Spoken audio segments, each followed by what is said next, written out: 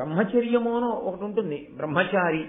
బ్రహ్మచారి సంధ్యావందనం చేసుకోవడం ఒకటే కాదు, బ్రహ్మచారి యొక్క అత్యంత విహిత కర్తవ్యం ఏమిటో తెలుసా అండి? సమిధాదానము.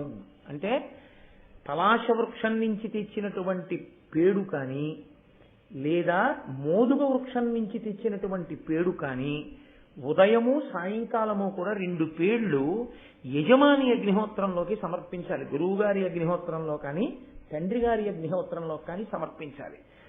ఎప్పుడు ఆగిపోతుంది సమిధాదానం అని అడిగారు.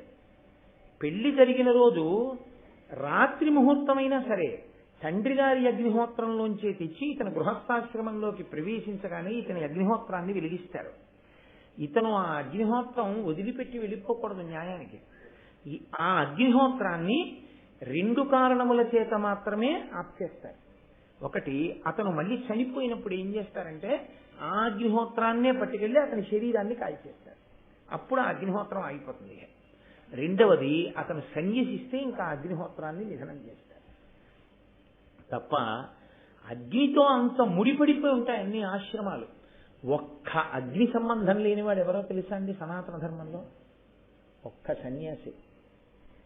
సన్యాసి ఏ కారణం చేత కూడా అగ్ని సంబంధం పెట్టుకోకూడదు. మిగిలిన 3 ఆశ్రమాల వాళ్ళు అగ్నితో సంబంధం లేకుండా బతకూడదు. అగ్నితో సంబంధం పెట్టుకుని బ్రతకకూడని వాడు ఎవరైనా ఉంటే ఒక్క సన్యాసి. అందుకే వంట లేదు, తాను వంట చేయించుకోవడం అన్నది కానీ తను వండుకోవడం కానీ లేదు, భిక్షాన్నం తింటాడంతే. సన్యాసం స్వీకరించిన దాదిగా అగ్ని సంపర్కం పోతుంది కాబట్టి సన్యాసిగా శరీరాన్ని విడిచిపెట్టేస్తే ఇంకా శరీరాన్ని అగ్ని యందు వ్రేల్చవద్దు అని. అందుకని కాల్స్తారు సన్యాసి శరీరాన్ని. భూమిలో పెట్టేసేసి కర్పూరం వేసి పెట్టి దాని మీద శివలింగాన్ని పెడితే అధిష్టానము అంటారు, దాని మీద తులసి కోట పెడితే బృందావనము అంటారు.